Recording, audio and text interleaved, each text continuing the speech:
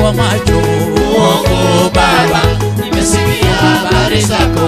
Leo hii Baba, nataka nione kwa macho. Oh, natanipoli Baba ya Lola, natanipoli Baba ya Lola, iye Baba